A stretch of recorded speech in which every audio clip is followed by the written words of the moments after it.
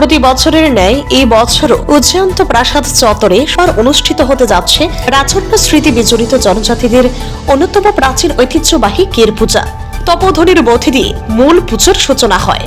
প্রতিটি জাতি জনজাতি অংশের মানুষের মধ্যেই নানা রীতিনীতি প্রচলিত রয়েছে। তারা তাদের বিশ্বাস নিয়ে যুগ যুগ ধরে এগুলি পালন করে আসছেন। ত্রিপুরার জনজাতি অংশের মানুষের এমন একটি ঐতিহ্যবাহী উৎসব হল কের পূজা।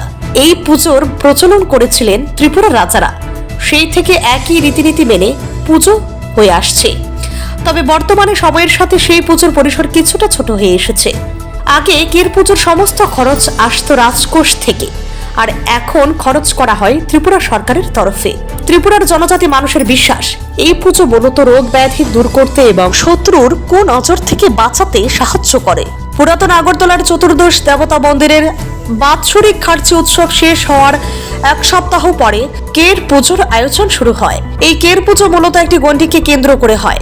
প্রতি বছরের মতো এইবারও আগরতলা রাজবাড়িতে এই পুজো অনুষ্ঠিত হয়। শুক্রবার নিশিরাত থেকে শুরু হয়েছে কের পুজো। তা চলবে রবিবার সকাল পর্যন্ত। এককালে আগরতলা শহর জুড়ে কের পুজোর গণ্ডি দেওয়া হতো। গণ্ডি আঁকা সম্পূর্ণ হলে তবেই পুজো শুরু হতো।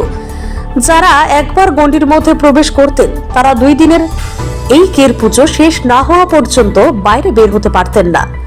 কের পুজোর এই গণ্ডির মধ্যে কোনো মানুষের জন্মও হয় না এবং কোনো মানুষের মৃত্যু আসে না।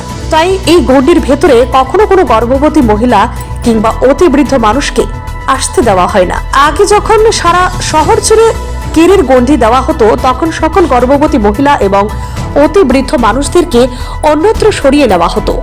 এমনকি পুজো শুরু হওয়ার আগে গণ্ডির ভেতরে যে সকল বাড়িঘর থাকতো এই বাড়িগুলিতে আগুন জ্বালানো হতো না। কের পুজো প্রাঙ্গণে 2টি বাঁশ ঘষে আগুন জ্বালানো হতো। এখান থেকে আগুন নিয়ে প্রতিটি বাড়ি ঘরে রান্না করা হতো। এই পুজোর মূল পুরোহিতকে বলা হয় চন্তাই। এখন শুধুমাত্র রাজবাড়ি চত্বর ঘিরে গণ্ডি দেওয়া হয়।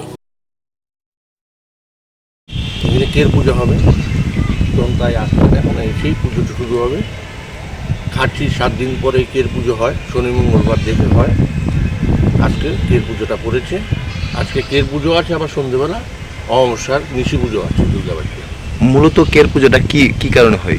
জগৎবাসী ত্রিপুরাবাসীর মঙ্গলার্থে মহারাজ এই পুজোটা শুরু করেছিলেন। কত বছর আগে এই পুজোর? এটা সঠিক বছর বলা যাবে না, রাজ আমল থেকে চলে আসছে, যুগ যুগ ধরে এই পুজোটা চলে আসছে।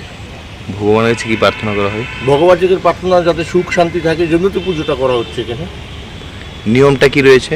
এখানে নিয়ম হলো কালকে রাত্রে 10টায় লেগেছে কের, আজকে সারাদিন থাকবে, কালকে ভোর 5টায় কের সমাপ্ত হবে। Bureau report, CNE TV। CNE TV, channel for news and entertainment.